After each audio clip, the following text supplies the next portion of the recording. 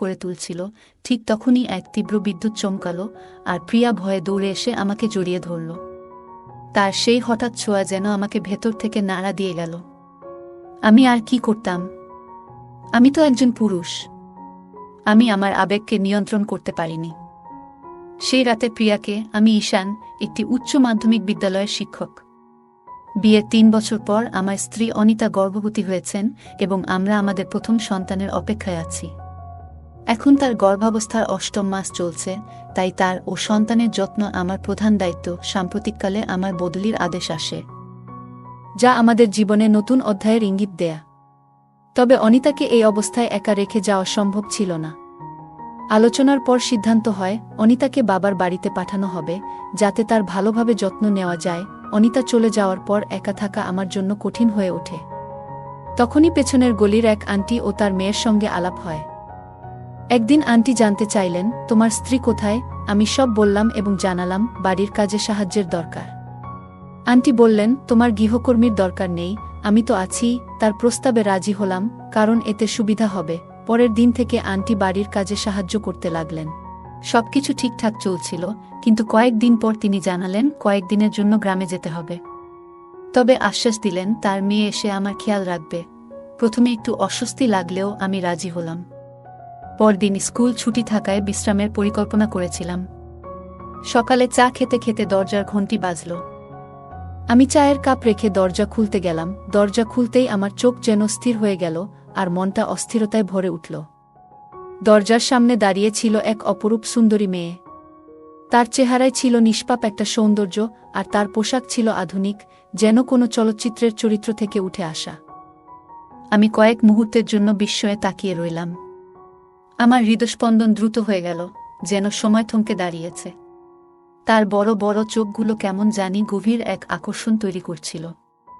তার ঠোঁটের কোণে থাকা হালকা হাসিটা যেন আমার ভেতরের সব আবেগকে জাগিয়ে তুলল। আমি কথা বলার জন্য মুখ খুলতে গিয়েও থেমে গেলাম। কি বলবো, কিভাবে শুরু করব, কিছুই মাথায় আসছিল না। তার চোখের ভাষা পড়ার চেষ্টা করছিলাম, যেন সেখানে লুকিয়ে আছে অনেক অজানা গল্প। এই মেয়েটির উপস্থিতি যেন আমার জীবনের এক নতুন অধ্যায়ের সূচনা হতে চলেছে। মেয়েটি ধীরে ধীরে বলল, আমি প্রিয়া, তোমার আন্টির মেয়ে। মা আমাকে তোমার কাছে পাঠিয়েছেন। প্রিয়ার কণ্ঠস্বর যেন এক অন্যরকম অনুভূতি জাগাল। হুঁশ ফিরে পেয়ে আমি তাকে ভেতরে ডাকলাম। আগে তার সম্পর্কে শুনেছিলাম, কিন্তু এটাই প্রথম দেখা। প্রিয়া ঘরে ঢুকে চারদিকে তাকিয়ে বলল, আপনি কি কাজ করতে বলবেন? আমি তাকে বসতে বললাম এবং কাজগুলো বুঝিয়ে দিলাম। লক্ষ্য করলাম সে খুবই বুদ্ধিমতী এবং দ্রুত শিখছে। তবে আমার মনে এক প্রশ্ন ঘুরছিল। আমি একটু সাহস নিয়ে জিজ্ঞাসা করলাম, প্রিয়া, তুমি তো বেশ বড় হয়েছ, তাহলে এ ধরনের শর্ট ড্রেস কেন পরেছ? আমার প্রশ্ন শুনে সে কিছুটা অবাক হলেও মুচকি হেসে বলল, এখনকার দিনে শহরে এমন পোশাকই পরা হয়, আর আমি বেশিরভাগ সময় বাড়িতেই থাকি, বাইরে যাওয়া হয় না। মা বলেছিলেন তোমার সাহায্য করতে হবে, তাই চলে এলাম। প্রিয়ার সহজ উত্তর আমাকে চুপ করিয়ে দিল। সে আন্তরিকভাবে কাজ শুরু করল, আর আমি অবাক হয়ে দেখছিলাম। এত সুন্দর এবং তরুণ মেয়ে কেন এত পরিশ্রম করছে? আন্টির উপর ক্ষোভ হলো, কেন সে মেয়েকে এমন পোশাক পরতে দেয় এবং তার বিয়ে হয়নি কেন? আমি প্রশ্ন চেপে রাখতে না পেরে জিজ্ঞেস করলাম, প্রিয়া, তোমার বিয়ে হয়নি কেন? প্রিয়া হালকা হেসে বলল, বিয়ের জন্য অনেক টাকা লাগে। মা একাই সংসারের সব দায়িত্ব সামলান, এ অবস্থায় বিয়ের কথা ভাবার সময় কোথায়? তার কণ্ঠে চাপা বেদনার ছাপ স্পষ্ট ছিল। আমি বোঝানোর চেষ্টা করলাম, প্রিয়া, তুমি এত সুন্দর, যে কোনো ছেলেই তোমাকে বিয়ে করতে চাইবে। টাকার অভাব কোনো বড় বাধা হওয়া উচিত নয়। প্রিয়া চুপ করে রইল। তার মুখে অদ্ভুত শান্তি ছিল, যা আমাকে আরও চিন্তায় ফেলে দিল। ধীরে ধীরে সে আমার বাড়িতে প্রতিদিন আসতে লাগল। তার সহজ সরল স্বভাব ও মনোযোগী কাজ দেখে আমি তার প্রতি বিশেষ টান অনুভব করতে শুরু করলাম। কিছুদিন পর আমি প্রিয়ার আচরণে সামান্য পরিবর্তন লক্ষ্য করলাম। একদিন আলাপের সময় সে হঠাৎ আমার স্ত্রী সম্পর্কে জানতে চাইল। আমি দ্বিধাহীনভাবে সব বললাম। আমার কথা শুনে প্রিয়ার মুখে অদ্ভুত আনন্দের ছাপ ফুটে উঠল। তার চোখ মুখে এক আলাদা উজ্জ্বলতা দেখা গেল। মনে হলো অনিতা আরও কয়েক মাস বাড়ি ফিরছে না, এই ভাবনায় সে খুশি। এরপর থেকে প্রিয়ার আচরণ আরও অদ্ভুত হয়ে উঠল। সে শুধু কাজ করেই ক্ষান্ত থাকত না, বরং প্রতিদিন আমার জন্য নতুন নতুন রান্না করত। তার রান্না এতই সুস্বাদু হতো যে মনে হতো সে সত্যিই মন দিয়ে কাজ করছে। যদিও আমি এসব বিষয়কে তার দায়িত্বের অংশ হিসেবে উপেক্ষা করতাম, কিছুদিন পরে আমি লক্ষ্য করলাম প্রিয়া আমার পছন্দকে বিশেষ গুরুত্ব দিচ্ছে। সে এমন পোশাক পরত যা আমার ভালো লাগে এবং আমার ছোট ছোট ইশারাগুলো বুঝতে চেষ্টা করত। আমি তাকে কয়েকবার বলেছিলাম, প্রিয়া, তোমার কাজ যতটুকু বলেছি ততটুকুই করো, এর বেশি করার দরকার নেই। কিন্তু সে কখনই আমার কথা শুনত না। ধীরে ধীরে আমি অনুভব করতে লাগলাম প্রিয়া যেন আমার স্ত্রীর মতো আচরণ করছে। সে মাঝে মাঝে আমার সামনে শাড়ি পরে আসত, যা আমাকে হতবাক করত। তার ব্যবহার ক্রমেই জটিল হয়ে উঠছিল। সত্যি বলতে শাড়িতে প্রিয়া অপ্সরার মতো লাগত। তার সৌন্দর্য আমাকে ধীরে ধীরে আকর্ষণ করতে শুরু করেছিল, কিন্তু মনের এক কোণে অনিতার স্মৃতি আমাকে সবসময় সতর্ক করত।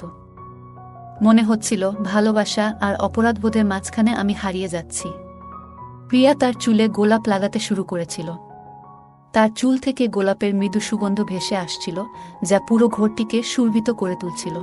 সে যখনই আমার কাছাকাছি আসত, সেই সুগন্ধ যেন আমাকে আবিষ্ট করে রাখত। আমি চোখ বন্ধ করলেই প্রিয়ার মুখ ভেসে উঠত, মনে হতো যেন রঙিন স্বপ্নের জগতে হারিয়ে গেছি।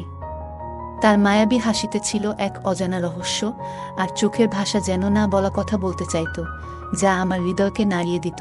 আমি নিজেকে শান্ত করার চেষ্টা করছিলাম, কিন্তু তার উপস্থিতি সব প্রতিরোধ ভেঙে দিচ্ছিল।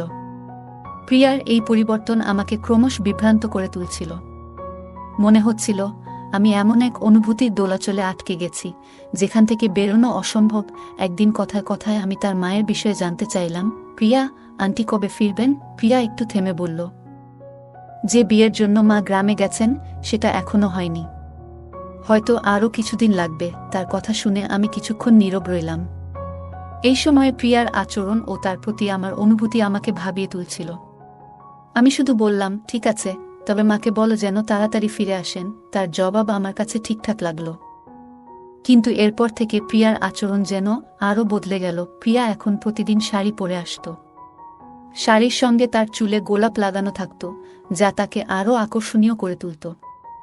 সে ঘরের কাজ এমনভাবে করত যে মনে হতো এটা শুধু কাজ নয়, বরং আমার কাছে আসার একটা চেষ্টা। তবে তার এই পরিবর্তন সত্ত্বেও আমার মনের একটা বড় অংশ অনিতার কথা মনে করিয়ে দিত। অনিতার সরলতা, তার প্রতি আমার দায়িত্ববোধ, সবকিছুই আমাকে সবসময় সচেতন রাখত। প্রিয়ার এই ব্যবহার আমাকে দ্বিধাগ্রস্ত করে তুলেছিল।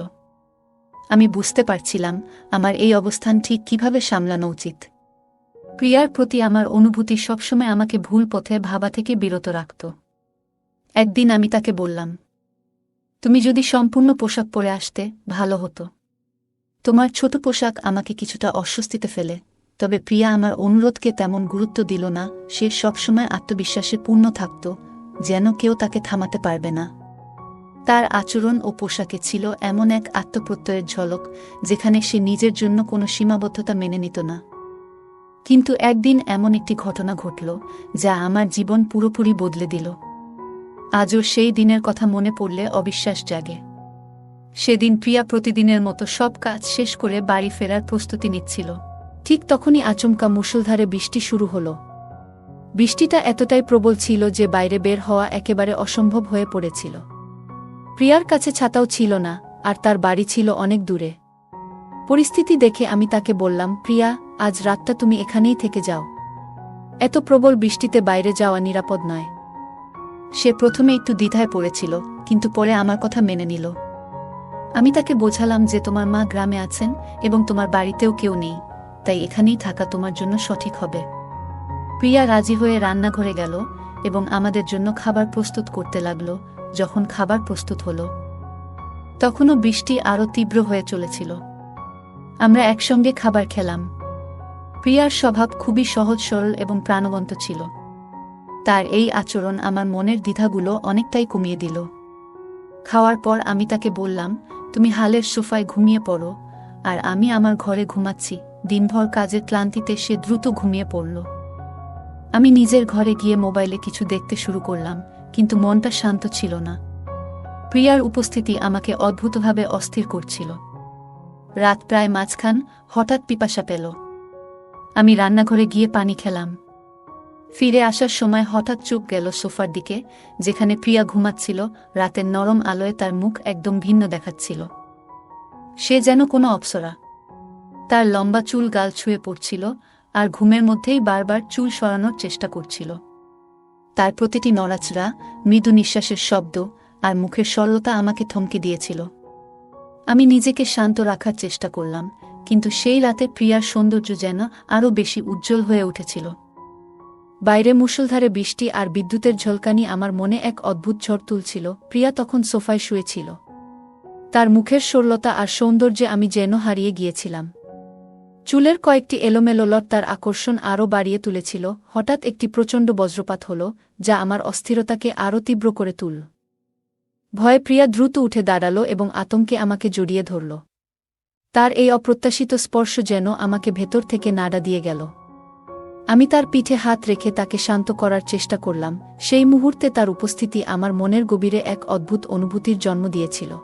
আমি নিজেকে স্থির রাখার চেষ্টা করছিলাম, কিন্তু তার চোখের ভয় এবং আমাদের এত কাছে থাকার অভিজ্ঞতা আমার ভেতরের ইচ্ছেগুলোকে আরও জাগিয়ে তুলছিল। বাইরে ঝড়ের গর্জন চলছিল, কিন্তু আমার মনের ভেতরে চলছিল আরেক রকমের অস্থিরতা। আমি তাকে সান্ত্বনা দিতে আলতোভাবে কাছে টেনে নিলাম। সে ভয়ে আরও বেশি করে আমাকে আঁকড়ে ধরল। মনে হচ্ছিল আমাদের দুজনের অস্তিত্ব যেন এক হয়ে যাচ্ছে। বৃষ্টির ধারাপাত অবিরাম চলছিল, থামার কোনো লক্ষণ দেখা যাচ্ছিল না। তার উষ্ণতা আমাকে সেই অনুভূতিগুলোর কথা মনে করিয়ে দিচ্ছিল, যা আমি বহুদিন ধরে নিজের মধ্যে লুকিয়ে রেখেছিলাম। হঠাৎ প্রিয়া নিচু স্বরে বলল, ঈশান, তোমাকে প্রথম যেদিন দেখেছিলাম সেদিন থেকেই আমি তোমাকে পছন্দ করি। তাই আমি সবসময় তোমার কাছাকাছি থাকার অজুহাত খুঁজতাম। তার কথাগুলো আমার হৃদয়ে এক অদ্ভুত ঝাঁকুনি দিল। সে এতটা খোলামেলা তার অনুভূতি প্রকাশ করছিল, আর আমি নিজেকে সংযত রাখার জন্য লড়াই করছিলাম। সেই রাতে আমরা দুজনই একে অপরের উপস্থিতিতে হারিয়ে গিয়েছিলাম। বৃষ্টি ধীরে ধীরে থেমে গিয়েছিল। প্রিয়া আমার কাছ থেকে একটু দূরে সরে গিয়ে শান্তভাবে ঘুমানোর চেষ্টা করল, কিন্তু আমার মধ্যে তখন অপরাধবোধ আর নানা চিন্তার ঢেউ উঠছিল। সারা রাত আমি জেগেছিলাম, নিজের মনের গভীরে চলমান দ্বন্দ্বের সঙ্গে লড়াই করতে করতে। ভোরের আলো ফুটতেই চোখ খুললাম, দেখি প্রিয়া এখনো আমার পাশে শান্তভাবে ঘুমিয়ে আছে। আমার হৃদয় তখন যেন প্রচণ্ড বেগে ধুকপুক করতে শুরু করল। নিজেকে দ্রুত সামলে নিয়ে আমি নির্বে প্রিয়াকে সরিয়ে দিলাম এবং ঘর থেকে বেরিয়ে এলাম। মন তখন নানা প্রশ্নে ভারাক্রান্ত। সেই রাতের স্মৃতিগুলো আমাকে এক অদ্ভুত সংকটের মুখে দাঁড় করিয়ে দিয়েছিল। চিন্তায় ডুবে গেলাম, যদি অনিতা সবকিছু জানতে পারে, তবে কি ঘটবে? সে কি আমাকে ক্ষমা করবে? আমাদের সন্তান যে অচিরেই পৃথিবীতে আসবে, সে কি কখনো তার বাবার প্রতি গর্ব অনুভব করবে? আত্মীয় স্বজন আর সমাজ কি বলবে? আমি কি আমার পরিবার এবং দায়িত্বের কথা ভুলে গেছি? এই প্রশ্নগুলো যেন এক বিশাল ভার হয়ে আমার মনকে চেপে ধরল। নিজেকে দোষারোপ করতে করতে ভেতরে ভেতরে ভেঙে পড়ছিলাম। মনে হচ্ছিল আমি এক গভীর অন্ধকারে ডুবে যাচ্ছি। কিছুক্ষণ পর প্রিয়া স্নান সেরে আমার ঘরে প্রবেশ করল। তার মুখ ছিল শান্ত, কিন্তু তার চোখে এক অদ্ভুত অনুভূতির ছাপ স্পষ্ট ছিল। সে মাথা নিচু করে বলল, ঈশান, গত রাতে যা ঘটেছে আমি কখনো